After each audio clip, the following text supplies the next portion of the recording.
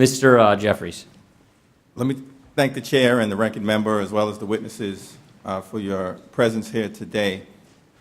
You know, poverty is not a white issue or a black issue or a Latino issue. It's not a rural issue or an urban issue or suburban issue. It's not a Democratic issue or an independent issue or Republican issue. It's an American issue.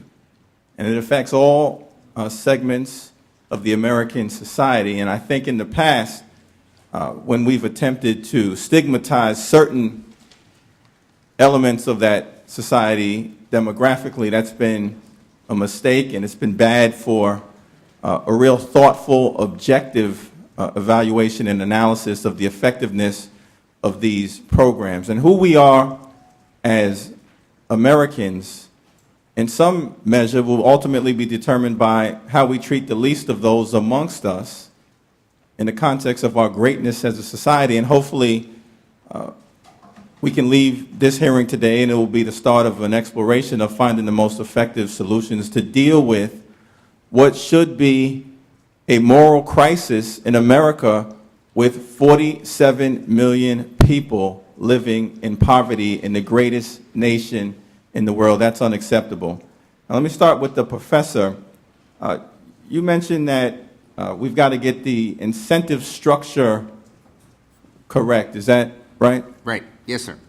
Now, would you agree that the best anti-poverty program that we could offer in this country is a good job? Sure. And the current federal minimum wage is $7.25, correct? It could be. I don't know the exact number. It's around there. Okay, now under the current minimum wage, a full-time employee working on a minimum wage job would make approximately $15,000 a year. Is that correct? Yep. Now, the federal poverty rate for a family of four is approximately $23,550 per year, I believe. Is that accurate? That's correct.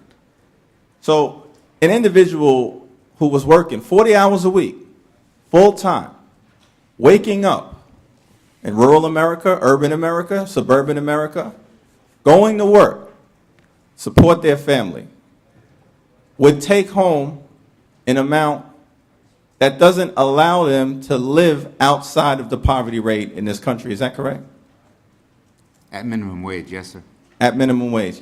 Now, is that a proper incentive structure for allowing for a healthy society where we actually minimize the number of people living in poverty, when these are individuals who get up just like everyone else, just like the people in this Congress, go to work to try and provide for their family? 2 days ago, the president celebrated the opening of Amazon fulfillment facility. And he talked about how there are going to be 5,000 jobs. Today's Washington Post says the average pay for those jobs will be $25,000 a year. Only $500, Mr. Jeffries, above the poverty line for a family of four. The average worker at that Amazon facility will be eligible for SNAP benefits as currently provided. I don't want to make a judgment about that facility, the people there.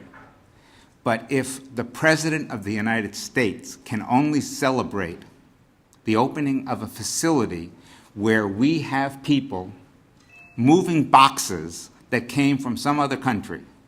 Well, I think, reclaiming my time. All right, go ahead. I thank you for that observation. I do think Mr. Jeffries controls his time. Sure, I apologize. I do think it's important to make the point that I agree we've had a very uneven economic recovery. In fact, the stock market is at an all-time high. Corporate profits are at an all-time high. CEO compensation is at an all-time high. The productivity of the American worker has gone up, and yet folks in the middle class, working families, those who aspire to be part of the middle class, are still struggling. And so I do think that we've got to reorient our priorities to make sure that this is a full recovery for the poor, for working families, and for the middle class in America, and I yield back. Could I just have permission to say I agree on that last comment, and I want to make sure that we know that there's a fair amount of agreement. Yeah, look,